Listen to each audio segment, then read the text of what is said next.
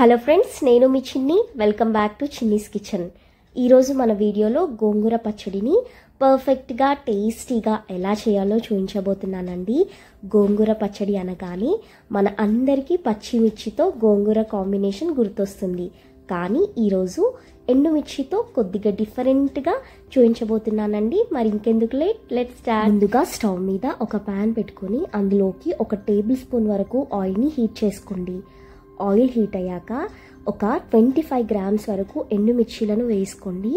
ఎండుమిర్చీలను మనం తీసుకున్న గోంగూర క్వాంటిటీని బేస్ చేసుకొని తీసుకోవాలండి. నేను ఇక్కడ ఒక పెద్ద కట్ట వరకు గోంగూరను తీసుకుంటున్నాను. ఇలా తీసుకున్న ఎండుమిర్చీలను లైట్గా లో ఫ్లేమ్లో పెట్టి వేయించుకోవాలండి.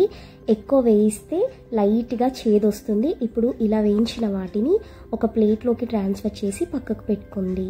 ఇప్పుడు అదే నూనెలోకి ఒక 1/2 టీ స్పూన్ వరకు మెంతులను, 1 టేబుల్ స్పూన్ వరకు పచ్చి శనగపప్పును, 1 టేబుల్ స్పూన్ వరకు మినపప్పును, 1/2 టేబుల్ స్పూన్ వరకు జీలకర్రను, 1/2 టేబుల్ స్పూన్ వరకు ధనియాలను వేసుకొని స్టవ్ని లో ఫ్లేమ్లో పెట్టుకొని ఈ మెంతులని, జీలకర్రని, మినపప్పుని అన్నిటినీ ఇలా దోరగా వేయించండి.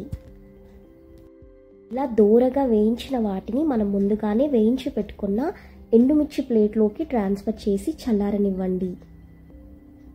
ఇవి ఇలా చల్లారిన తర్వాత ఒక మిక్సీ జార్లోకి వేసుకొని ఫైన్ పౌడర్ లాగా బ్లెండ్ చేసుకోండి. ఇక్కడ వీడియో క్లిప్లో చూపిస్తున్నట్టు ఇలా బ్లెండ్ చేసుకున్నాక ఇందులోకి రుచికి సరిపడా ఉప్పును, ఒక 4 నుండి 5 వరకు పొట్టుతోనే వెల్లుల్లి రిబ్బలను వేసుకొని 1 లేక 2 పల్స్ ఇస్తే సరిపోతుందండి. ఇప్పుడు మళ్ళీ అదే ప్యాన్లోకి 1.5 టేబుల్ స్పూన్ల వరకు ఆయిల్ని పోసుకోండి. ఆయిల్ హీట్ అయ్యాక ఇందులోకి ఒక పెద్ద సైజ్ గోంగూర కట్టను ఇలా ఆకులను మాత్రమే తుంచుకొని శుభ్రంగా వాష్ చేసి తీసుకోండి. ఇలా వేసుకున్న గోంగూరను కింది నుండి పైకి, పై నుండి కిందికి ఇలా మొత్తం మెత్తపడే వరకు ఇలా కంటిన్యూస్గా కలుపుకుంటూ ఫ్రై చేసుకోండి.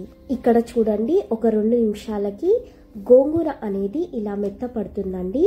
అప్పుడు ఫ్లేమ్ని లో ఫ్లేమ్లోకి అడ్జస్ట్ చేసుకొని ఫ్రై చేసుకుంటే గోంగూర మొత్తం ఉడికిపోయి ఒక గుజ్జులా ఫామ్ అవుతుంది. మనం ఈ గోంగూరని మిక్సీకి వేయాల్సిన అవసరం లేదండి.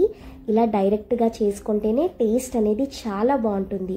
ఇప్పుడు స్టవ్ని లో ఫ్లేమ్లోకి అడ్జస్ట్ చేసుకుని మనం ముందుగానే బ్లెండ్ చేసిన కారాన్ని వేసి మొత్తం కలిసేలా కావాలంటే ఇలా అన్ని వేయించి రోట్లో అయినా వేసుకొని దంచుకోండి, లేదా స్మాషర్తో అయినా స్మాష్ చేసుకోండి. కానీ మిక్సీలోకి వేయకండి, టేస్ట్ మారిపోతుంది. ఇలా ఒక 2 నిమిషాల పాటు లో ఫ్లేమ్లో వేయించుకొని స్టవ్ని ఆఫ్ చేసి పక్కకు పెట్టుకోండి.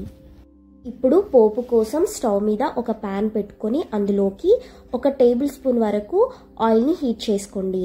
ఆయిల్ హీట్ అయ్యాక ఇందులోకి 1 టేబుల్ స్పూన్ వరకు ఆవాలు, జీలకర్రను, ఒక 4 నుండి 5 వరకు కచ్చా పచ్చగా దంచుకున్న వెల్లుల్లి రెబ్బలను వేసుకొని వేయించండి. ఈ వెల్లుల్లి రెబ్బలు కొంచెం కలర్ మారాక ఇందులోకి ఒక 4 వరకు ఎండుమిర్చీలను వేసి వేయించి, ఈ ఎండుమిర్చి వేగాక ఇందులోకి ఒక 2 రెబ్బల వరకు కరివేపాకును కూడా వేసి దోరగా వేయించండి.